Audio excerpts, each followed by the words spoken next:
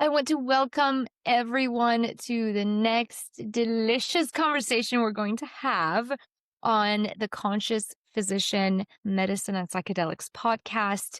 I have the pleasure of having Dr. Noshene Ranjbar here with me, who is a dear friend and an incredible psychiatrist, human advocate, philanthropist. It's been a pleasure to have gotten to know you, Nushin Jun, over the past couple of years. We got connected during the revolution that's happening in Iran, the woman life freedom movement and revolution that is shaking the world. And I got to know her work through Center for Mind Body Medicine and Integrative Psychiatry. And you are a wealth. You're a wealth, Dr. Ranjbat. And I'm so happy that we're able to finally get our schedules together and have a conversation to help serve our community at this moment of trauma and challenges and darkness and change that's happening. So please tell us about you. Greetings. Good morning, good afternoon, good evening. It is an absolute honor and delight to spend time with a friend and colleague during a time when things are wilder and wilder by the day. And I feel like these spaces end up nurturing me to help me with all the other moments of the day when things perhaps are not always so smooth and flowing and loving. So yes, so I am so happy to be here and to share from the heart about, what might be useful for the listeners and speakers as each of you navigate just like we do in, every moment of how to keep our center, how to find meaning amidst suffering and pain, how to support each other and be in our wisest self possible when we are also in midst of fight or flight or freeze or a shock or whatever we are feeling as a normal human being going through very abnormal situations. Yeah, and with that, let's get into it. Let's get into it. What is the first thing? What is the first tool you give someone who is in the midst of fight or flight? So what I've learned and continued experience is that the more stressed we are, the less embodied we feel. And so I used to start with the breath, but now I start with grounding and feeling our bodies on the earth and then going to breath, because you can be in your head and try to breathe. I don't know. It doesn't work very well. So I invite people can we just do that together? Maybe Please, yes. just if you're sitting or standing, sometimes I like to do the standing just to allow for even more movement. But I invite whoever wants to participate to sitting or standing, feel the body, the feet on the ground. If you can be barefoot, even better. And allow the sensations at the bottom of the feet, or if you're sitting, any part of your body that is touching the floor, the earth, to be a reminder that you belong, that this incredible planet, Mother Earth, is holding us, holding you like a great loving mother through the power of gravity, hugging our bodies close to herself and not letting us go. So just imagine, and you can close your eyes or you can have your gaze to be inward so your attention is to yourself. But as you feel the connection between the parts of the body that are touching the chair, the floor, the earth, allow those sensations to settle the body's energy to being here and now. And sometimes when I do that, I also like to imagine being like a strong tree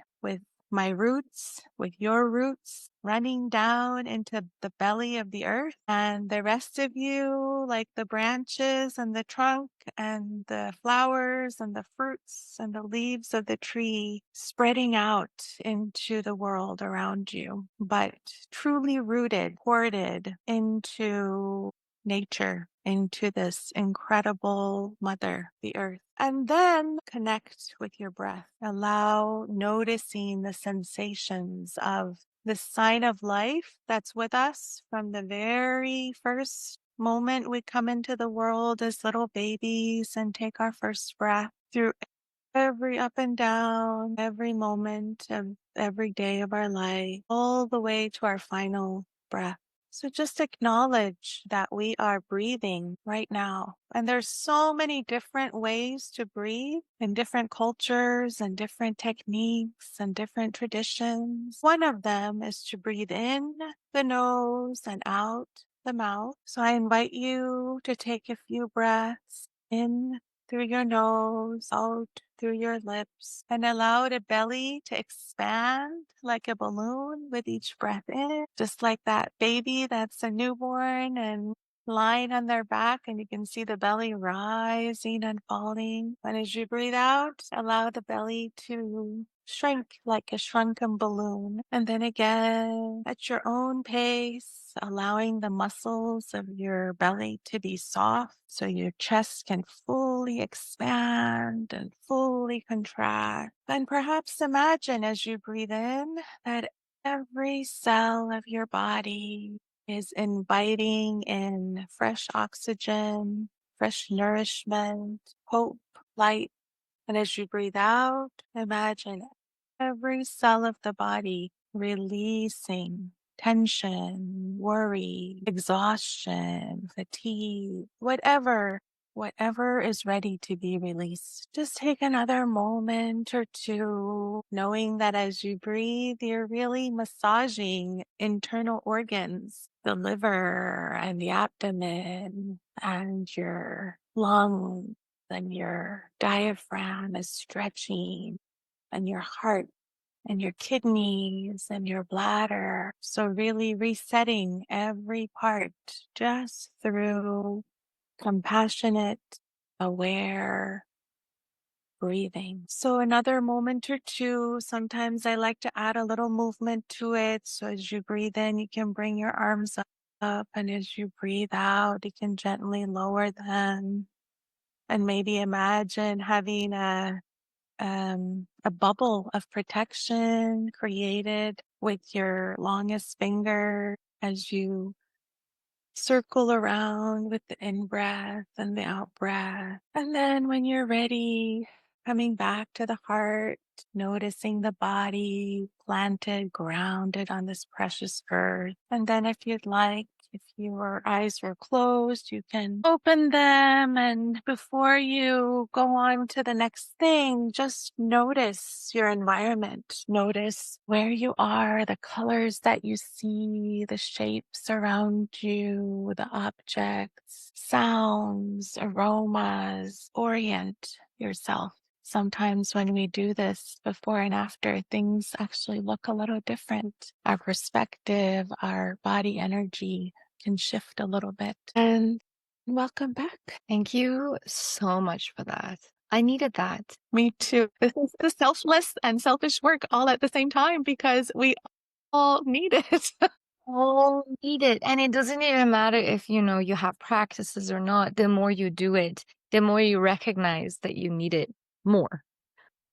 You know, yeah, I'm going to share what I was feeling. I did stand up and do the exercise with you for the listeners because on our podcast it's audio for now.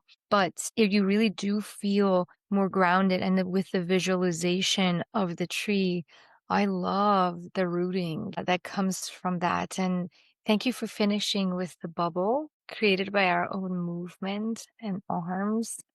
That was wonderful. And allowing the breath and allowing to breathe with ease and however you want, because in different cultures, there are different ways to breathe. And so I feel more grounded. And you're right, when you open up your eyes, what I see, I'm looking out the window into our backyard and we have sunflowers that are, almost wilting, but they're still pretty bright and yellow and beautiful. They're even more beautiful and they're more bright. Everything seems more bright. So thank you for bringing us back into the moment, into the environment that we're in, feeling the textures, the sounds, the smells, and our bodies. Yeah, it's wonderful. Thank you. Now I have to think about what questions I had for you. I'm too calm now. Share with us, what other do you see that maybe that you use in your practice that, help anxiety? Let's stay there for a moment because I'm thinking about other things that we will talk about, such as how do I come up for air and not just be constantly sucked in the nightmare? And we experienced this together last year at this time. I remember with the Iranian Revolution, and it was so challenging and it was so important to have each other to call up and be like, "Oh, it was a horrific day today." And to know that, yes, we want to be connected with what's happening, but at the same time, we need to come up for air. And what I really saw in doing that last year and throughout the year is with me having better energy, I was able to be more present with the people who needed it the most inside. And I would love to hear your thoughts about that. The first thought that comes is none of us are going to survive this alone. So might as well really practice our community building and connecting sisters and brothers and elders and children to really create safe spaces where we can first have our nervous system kind of calm down from that place of go, go, go, hyperactive, hyper aware, hyper vigilant. Because when we're around people we trust and we feel safe with and we can share stories with and we can be authentic with, that itself shifts the nervous system. And so when we have those spaces, then when we need to make a decision or pick a path or whatever, it's actually easier to access that part of the brain that can be a little wiser to say, I need to do this, or no, I need to say no to this, or now is time to rest, or now it's time to take a break or start a new company or, get a new job. Like all those decisions require us to be in a wise place. And I feel like certainly for me and so many people I know, having networks and communities and spaces where they feel supported, where we feel supported, can be the beginning or foundation for practicing keeping ourselves accountable, reminding each other, being a support when someone is down or needs a little break. So community, community, community. And then the other piece that I'm finding more and more need for focus is the physical body and shaking, vibration. I was just learning about the trauma release exercises and getting familiar with that variation of shaking and vibration. But the reality is that fear, anxiety, agitation sits in our cells, sits in our physical organs, just like it sits on our mind and makes us feel agitated and chaotic. And the body has the capacity to release that energy much better than the mind has. So to use the body and move the body in ways that shakes off stress, fear, anxiety, agitation on a regular basis. Humans have been doing this for thousands of years through African drumming and dancing and Persian, moving the shoulders and the powwows for the native people. And it's amazing how our ancestors have shook their bodies regularly all the time. And I'm reminded that when Dr. David Bertelli was in one of the Afghanistan or Iraqi bomb shelters and was looking at the body of little children versus the body of the adults in the bomb shelter, the children's bodies were shaking.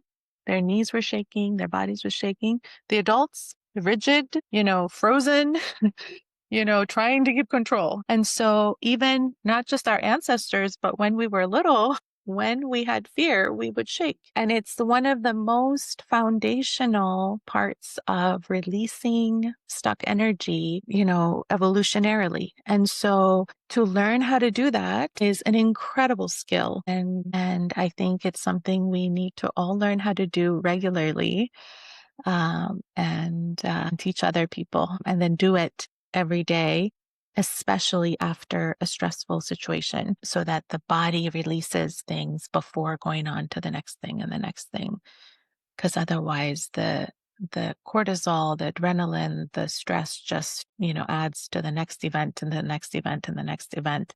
And the next thing we know, we can't sleep at night, or we can't control our mind, the way we want to. So the body can really help. And taking those little breaks, right? To shake, to dance, to stomp your feet. No, the day this war was declared, of course, felt all kinds of stuff. It's a lot of resurgence of what we felt last year, just human suffering, so deeply felt. And so many of our friends, last year, this time we're getting ready to go to Israel and to visit friends. And so, reaching out to friends there, making sure everyone's okay, on all sides, right? On all sides. And then really feeling for the Iranian people who've experienced this for 45 years now. And the next night, we had tickets to Dropkick Murphys for my daughter.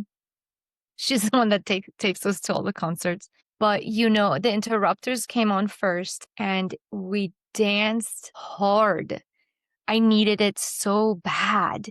I was holding on to so much. We danced, we shook, we stomped our feet, we screamed, we danced together, me and my daughter. It was true healing. We clapped hard.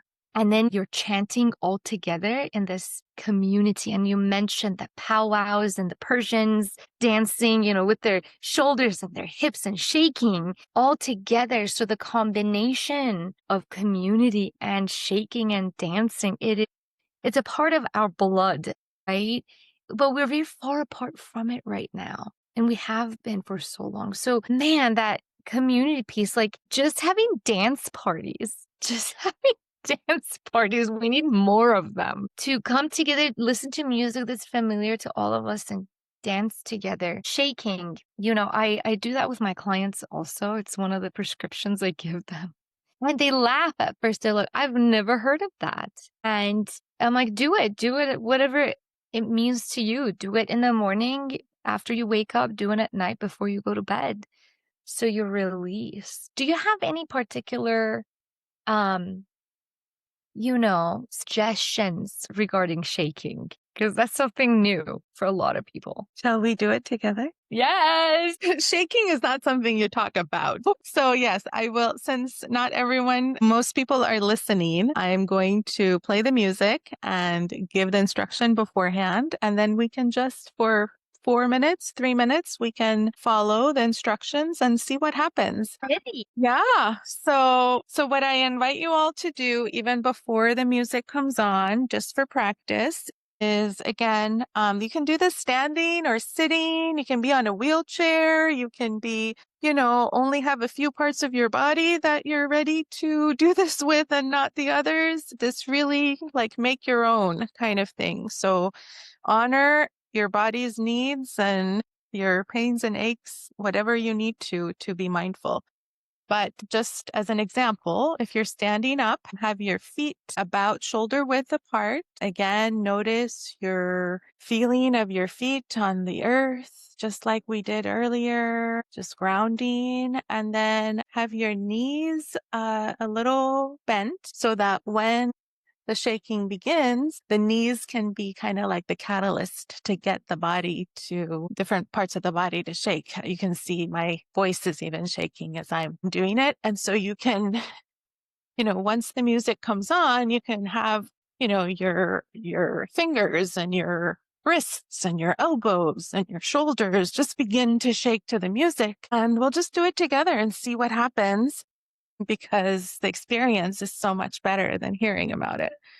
And so I'm going to share my sound. Like you to go your body.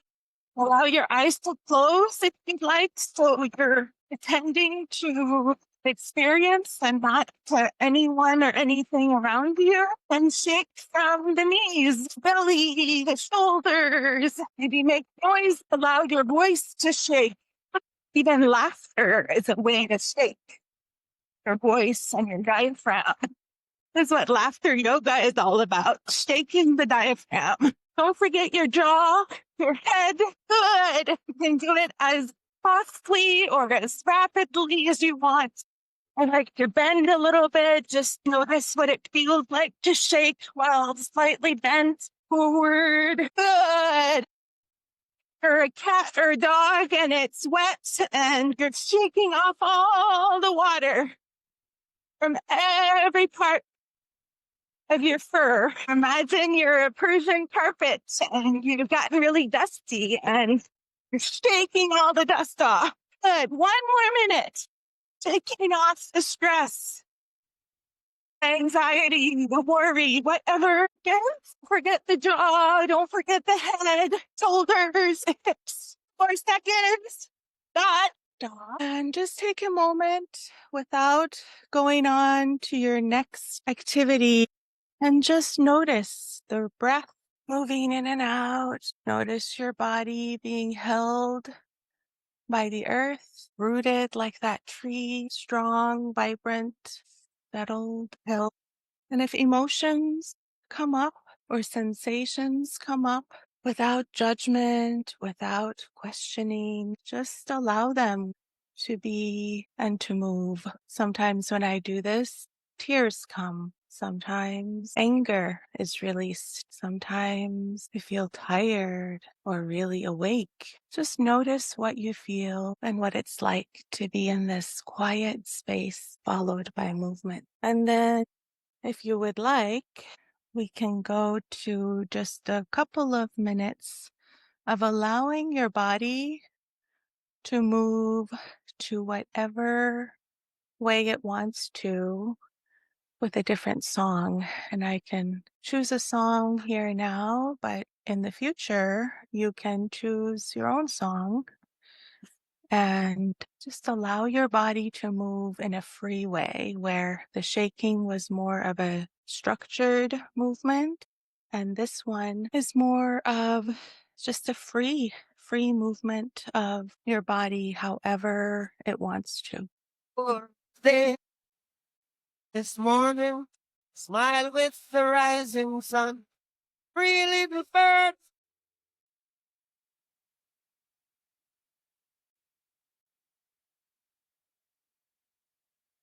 Every little thing is gonna be all right. Saying don't worry.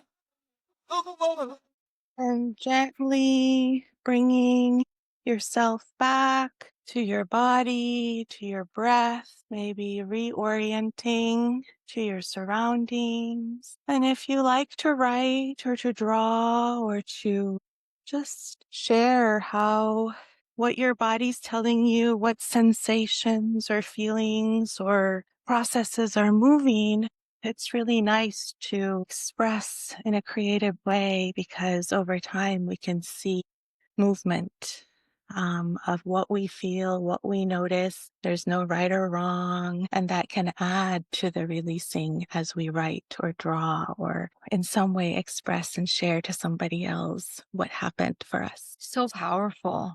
So powerful, Dr. Ranjbar. Oftentimes we gravitate towards, a pill or a something to take quickly to feel differently. And all you got to do is shake a little, shake for 4 minutes a day, to dance to a song, to be together, and to take breaks We're not meant to be so easily accessible all the time and so distracted constantly. Our brains have not adjusted to the technology that we have.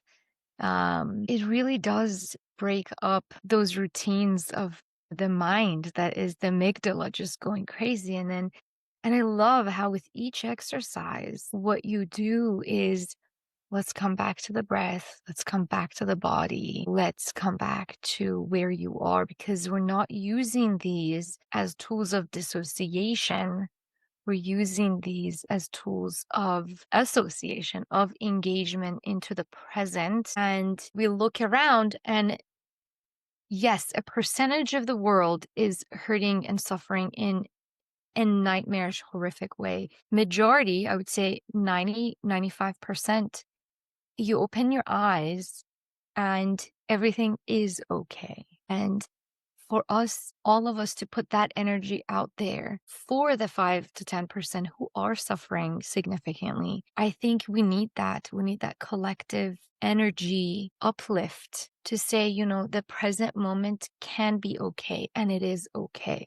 I am okay. And connecting with ourselves that way. I oftentimes talk about how the energy that I feel within me it reverberates throughout the universe. And if I'm constantly visualizing, seeing the worst of the worst that's happening, then I feel extremely down and sad and depressed. And yes, all those feelings are human, but for us to be able to feel and let go is the art of living and to learn about ourselves in those challenging situations, then we can uplift ourselves. And in doing so, that energy is also rippled out throughout the world. Yeah. I wonder what your feelings are about that.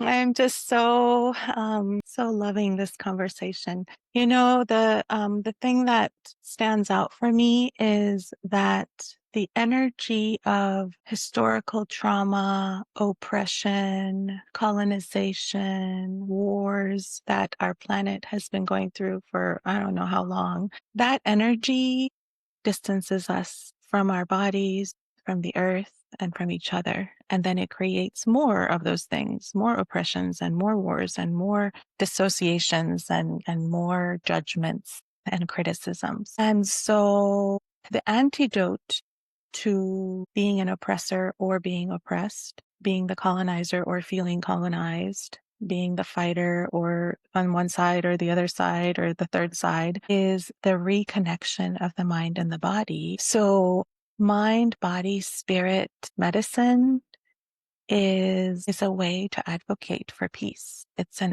way to advocate for a wiser way to be going forward because stress and trauma just produces more stress and trauma. So yeah, it's amazing. And, sometimes we feel like, oh, it's these people over there, but the universe is connected. So the energy moves. I mean, we see examples of it is, I might see something on TV and I might unintentionally act out my anger on my child or my spouse.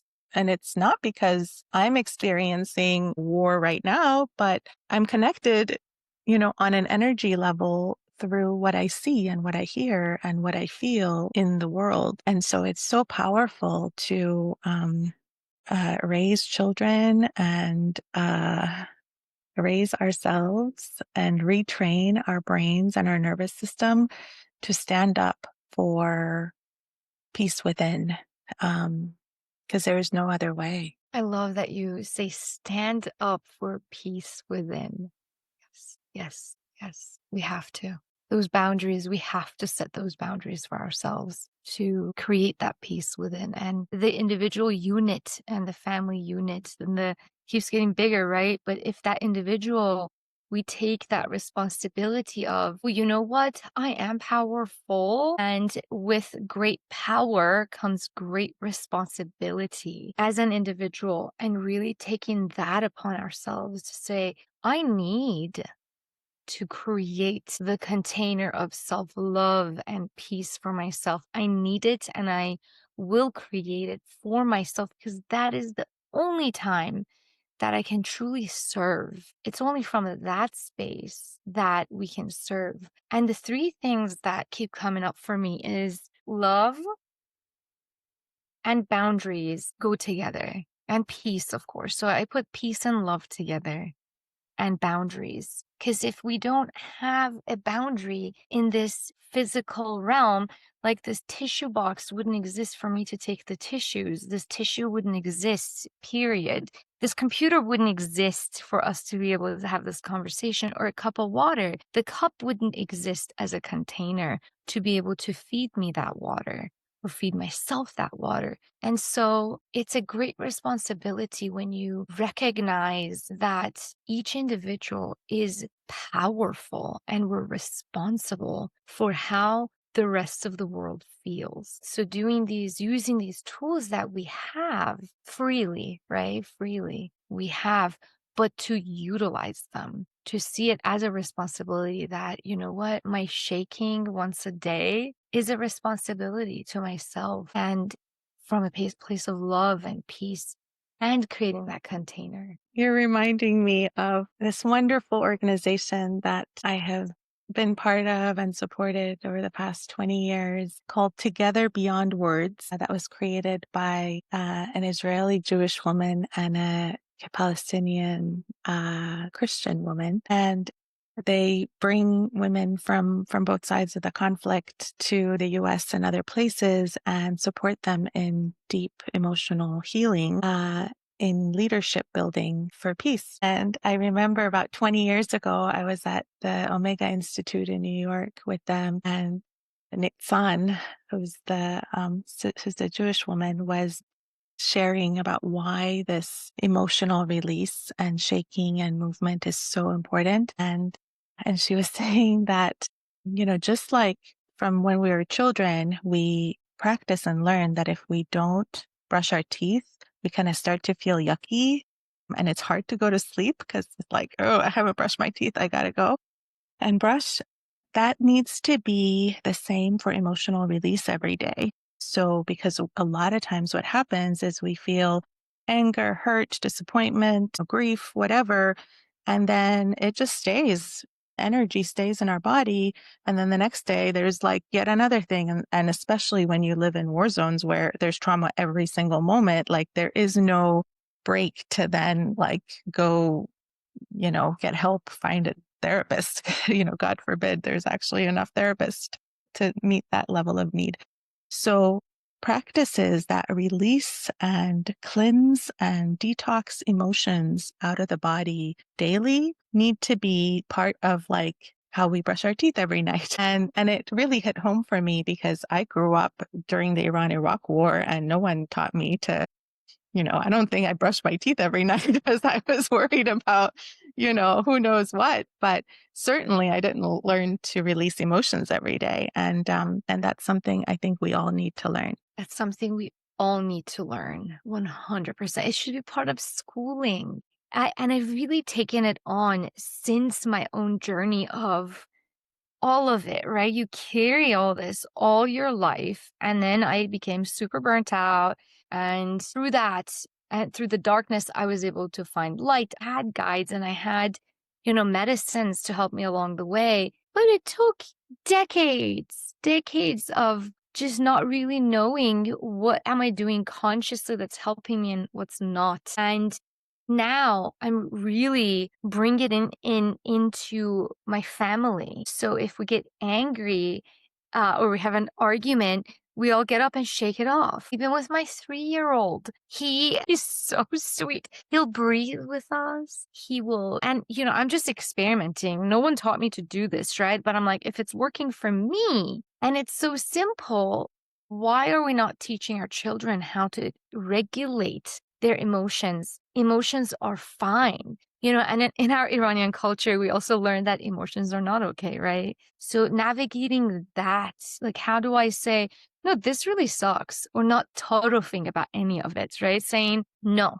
thank you, or hearing the no thank you from the other side. But emotional regulation, it's a centerpiece to our being wise humans, being wise beings on this earth who can be together with wisdom and with peace.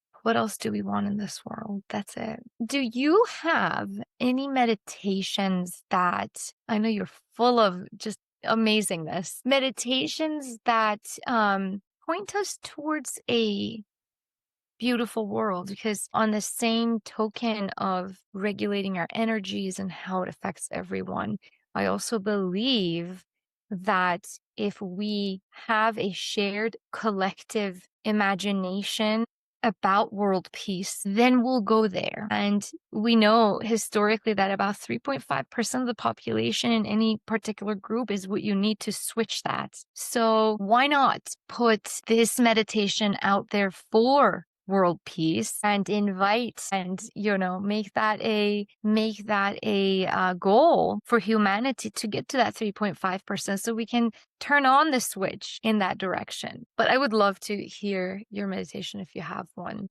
Sure, I can't think of anything better to do in this moment than to dream of something a lot better. It's interesting because imagery is one of the most powerful medicines within us.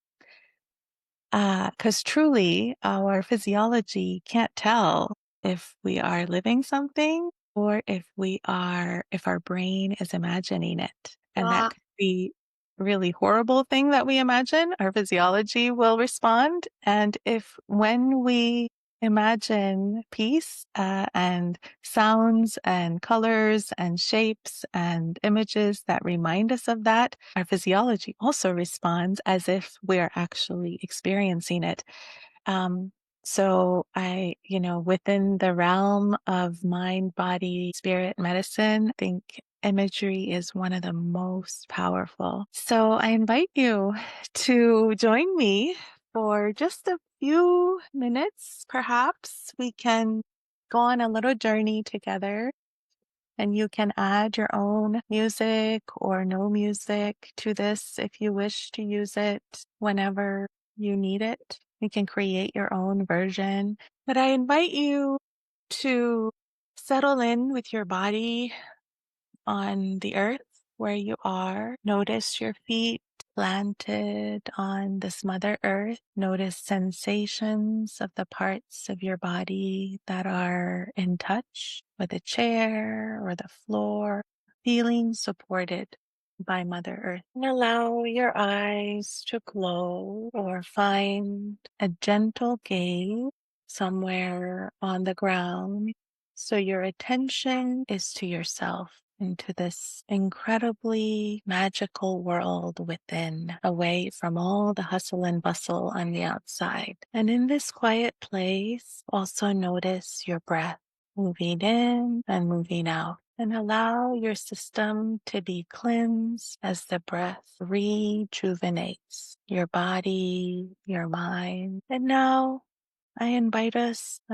you to see yourself in a space, in a world where things feel peaceful. If you are a nature person, imagine you are in a place in nature where things feel serene, full of life, peaceful, and safe. Or if you're inside your home or another space, imagine yourself surrounded by things and colors and shapes that are comforting, safe, nurturing, and peaceful. And then I invite you to look around this place that you're in and notice the things that help you feel nurtured and at peace, or aromas that are particularly calming and soothing to your system, or sounds that are calming and soothing. If you would like other people or animals to be in that space to support you, to feel even more peaceful, even safer, even more comfortable, allow those beings to come around you, to be in your presence. And if there's anything around you that you would like to not have around you, or any person or any energy, you can remove that. And take another breath or two, maybe enjoying what it's like to be feeling at peace, safe, supported. And then imagine that every animal, every child, every human being, every bird, every fish has the same opportunity to feel supported, safe, cared for, at peace, nurtured. Perhaps first you can imagine your immediate community and family, people you know, having that experience. Your pets, your favorite animals, having the experience of being completely safe, peaceful, cared for, protected. And then see if you can continue to widen and expand that circle around you for the city you live in, the country you live in, the continent you live in. And each time you expand the circle, see if you can imagine every two-legged child and adult, every animal, every pet, every part of nature being embraced in safety, nurturance, peace, protection. And then see if you can continue to expand that circle to another country, another continent, to another region, to another part of the world. If you can keep going and going until you can surround the same image and sensation of safety, peace, nurturance, protection to the entire planet, no matter where an animal or a human or a body of water or a mountain or a house is. Imagine nature being replenished. Imagine the oceans being clearer, the waters being healthy for the fish, the environment being healthy for children everywhere, to breathe good, fresh air, to have good, healthy, nutritious food, to be able to play and grow into healthy humans. And I invite you in the last few moments to continue to invite your image, your imagination to spread through the entire globe, regardless of any division, any boundary, any belief system, any age, any gender. And when you're ready, perhaps imagine hugging the globe in a loving, kind, protective mother bear way, if you'd like, surrounding that sense of imagining peace, imagining everyone's needs being met in a good way, everyone having plenty of what they need to live in a good way, everyone's consciousness rising to the point where they can feel truly human, be treated as fully human, and treat others as fully human. And then allow yourself to perhaps take a couple more breaths, cleansing, nurturing yourself in through the nose and out through the lips, knowing you can come back to some version of imagery to support your efforts towards deeper peace, deeper compassion, deeper advocacy, deeper wisdom, both for your own emotional, physical, mental, spiritual well-being, but also for every other living being on the planet. Then when you're ready, notice your feet back on the ground. Notice your body sensations, that you are filled with gifts and treasures that can be of service to others as well as to yourself and your family. And then gently notice your own physical sensations, if you need to move or shift or stretch any part of your precious body, and allow your eyes to open if they were closed, and come back to our beautiful time together. Thank you. This has been quite the session, Noshene. Thank you. We've needed this so much. Well, I have, let me tell you. Ooh, we should have an interview more often. I'm so honored, and I know there's so much to do, and yet what a what a gift to take time and share and, just for our own sake and for everyone else. Yeah, yeah, definitely. What else would you like to share before we close? I think we're going to need a part two. You do need a part 2 100%. So what do you do next Friday? I'll be on my way to New York to present on our Iran work at the American Academy of Child and Adolescent Psychiatry in New York City. Oh, So if anybody is out in New York and wants to support the Iran initiative to bring peace and mind-body practices to our brothers and sisters in Iran, Afghanistan, and any other Farsi speakers around the planet, you are so welcome to support us and to support the people. please tell us how we can do that. The Center for Mind Body Medicine is a nonprofit out of Washington, D.C., that was started by Dr. James Gordon, who is a psychiatrist. And they do train the trainer model of peace building through mind body medicine all over the place, from post 9/11 to Kosovo and Gaza to Israel to South Sudan to Haiti after the earthquake. So they really get invited to go into a country or space that is at war or in huge crisis, which sadly there is way too many to count. And since COVID, they do all their programmings virtually. So they actually don't even have to go to those places, which in the case of Iran, it has been incredible because I have been outside Iran for 35 years and could not provide the service if I actually had to go there in person. So we train hundreds of people from all different walks of life and places in the world. In my case, specifically Iranians and other Farsi speaking individuals, to learn these methods for themselves, for their own stress and trauma and burnout and support.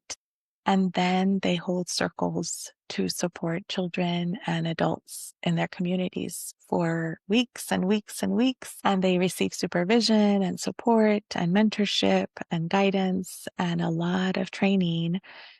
And yes, so there are ways that you can make a tax deductible donation to the Center for Mind Body Medicine to support scholarships for hundreds of people who are on waiting lists to want to bring this work to their schools or their village or their setting in refugee camps in different parts of Europe, in America and Canada, and in our good old Iran and Afghanistan. So if you'd like to do that, I can't think of anything better to support, but I'm a little biased because it's really been foundational, this work for me as a psychiatrist and as a fellow Iranian American woman. So I invite you. Every little bit helps, and we need a lot of people to come together to support a peace building way of being. And we need this today more than ever we knew we needed it, right? Yeah, yeah.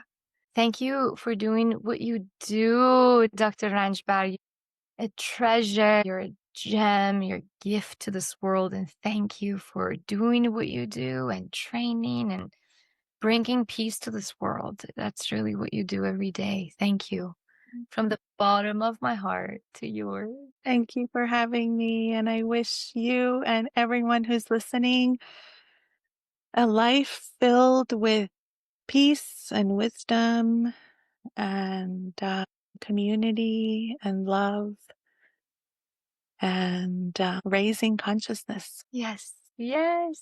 We're in it together. Mm. Together is better. Oh, I like that. That's my motto around the house. Together is better. Daily better. Oh, Yes. thank you so much. Thank you. Incredible time in New York, and we need to set another time to do part three, whatever. We're just going to keep going. This is what we need. This is what we all need. And thank you for having done the work for so long and with so many people and with yourself, number one, to be able to bring this forward and fully. We appreciate you. Thank you, love. Bye. Bye.